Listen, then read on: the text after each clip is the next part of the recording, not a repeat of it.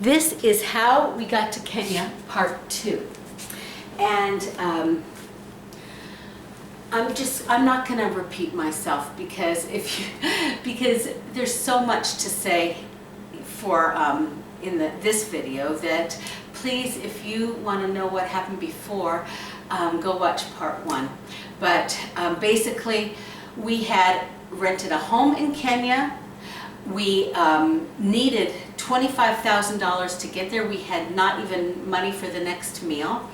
And without asking anybody for anything, from almost strangers, God spoke to them, and one person gave us $10,000, and then we were given again $5,000. So we still needed another $10,000 because we had already, with that $5,000, with the $10,000 we had bought tickets. We were in New Mexico, but we had bought tickets from Miami to Kenya, and we had also shipped our boxes with the $5,000, and but now we needed, and we had also bought tickets to Miami, but now here we were in Miami.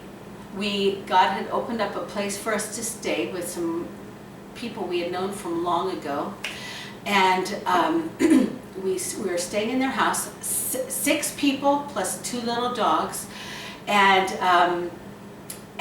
we had money we had rented a van for 2 out of the 3 weeks that we were going to be in Miami, but we didn't have money for the 3rd week yet, and basically that was it. We didn't have any money, but thankfully this wonderful family were providing our meals while we were there and a place to live, and so generous. But anyway, it was scary because it cost a lot to send the dogs, and we had not bought the tickets for the dogs, and it cost money. Now in retrospect, we found out we might have been able, if we had planned ahead, to get them for a lot cheaper, the shots that we needed to get over there, but it cost money for the shots, and I forget, there was just different things that we needed. We needed to be able to, I don't know, there was a bunch of little details.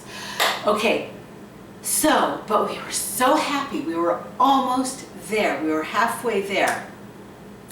When, all right, as you're going to see, let me tell you the end first. God not only provided the other $10,000 that we were expecting and asking for, but He provided even more. And without, as I said, asking anybody for anything, He just put it on people's hearts because He spoke to them. They knew that God had called us and everything. Well, anyway, so all right, God help me to organize my thoughts. All right, we had known some people from the past when we had lived in Miami before, and two different people invited us to speak. One was at a home group, and the other was at a new church. Somebody had just started a church, and so we ended up going there. And well, that was right at the end, but the first thing that happened was that we were invited to go to this little home group. And so they asked us at the home group to tell our story. And it was not that many people at that home group, but all of a sudden they felt that they wanted to take up an offering for us. And we left that home, and there was just a few people, but we left that home with over $800. And with that, we were able to pay off the other week on the van, because we had rented the van for 2 out of the 3 weeks we were going to be there. Then, then we were really enjoying being with this family that we hadn't seen for years. And this family had recently just started up a company. They were making, I don't want to give it away to expose who these people were, but they had just started a company, okay? And it was just getting off the ground. And so what happened was, all of a sudden, I don't know how God does these things. I don't know if he gives people dreams or what, or just touches their hearts. But, well, what happened was this family one night said, we want to take you to see the alligators.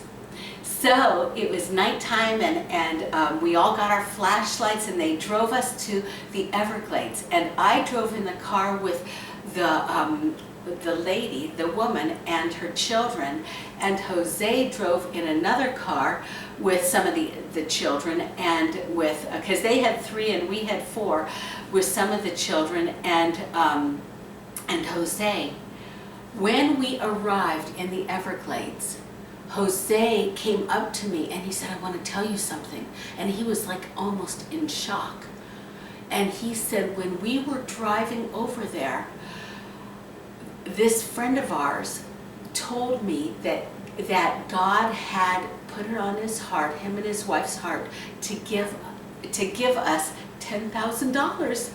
That was it was the whole complete $25,000 that we had needed, that we had asked God for when we had 0. We didn't even have money for the next meal, and we had all believed and put our hands on this paper. That's why I keep doing this. If you watch back in the other one, that we had all asked God. We had written down everything that we needed to get there, and we added it all up, and it was at least $25,000. So all 6 of us laid hands on this paper, and now it had been completed. But besides that, we had $800 from this for the van. And well, anyway, I was almost in shock when he told me this. And now we were going to go see the alligators, and I went out on the dock and I almost fell in with the alligators. And later on we found out that we should not have gone on the docks, because it turns out the alligators can jump 3/4 the length of their body out of the water, and they could have just snapped us up and eaten us. So thank God that didn't happen. But anyway, so here we were able to get our shots, we were able to make the plans for sending our dogs. And before that had happened, let me tell you, we were scared, because we were all staying in there. One of the children of their children had a huge room with bunk beds in it and stuff, and they had cleared out their children and put them, they were sharing rooms over there, and they put all 6 of us, plus all 6 of us, into this one room. And there was mats on the floor and stuff like that, And at nighttime, I remember Sarah weeping. She was weeping at nighttime, so scared that we were, about what was going to happen to our dogs, because we had no way to send them. And she was weeping out loud while we were all alone in this room. And now we were able to make the preparations to send our dogs, and we were able to get our shots and everything. Well, all of that happened. Then on the one of the last days, I forget which day of the week we were going to leave on. We were halfway or more than halfway through January of 2006. So I forget all the exact details. But the last Sunday before we were to leave, we were invited to preach at this church and just share our testimony. Well, it was amazing. So we had never really had much of an, let me just open and shut it, so there, okay. We had never had much of an opportunity to preach before in this kind of way with a huge congregation. Well, there was about 70 people in their congregation, but that was huge for us.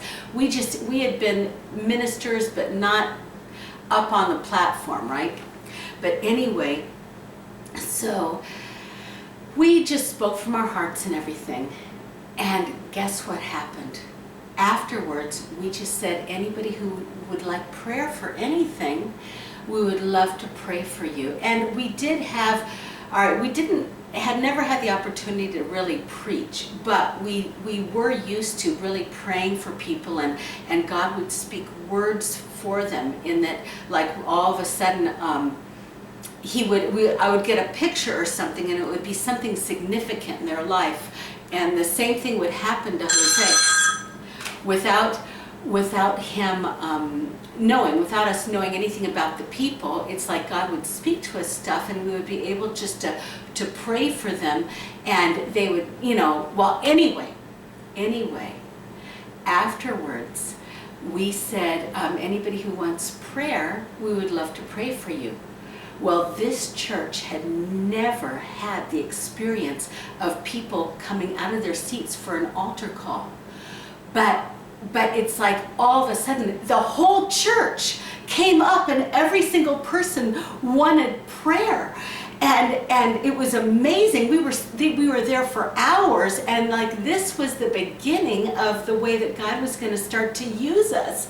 And people were weeping, and their hearts were being healed, and it was just amazing. Well, the next day, the pastor called us, and he said, "This is unbelievable," he said.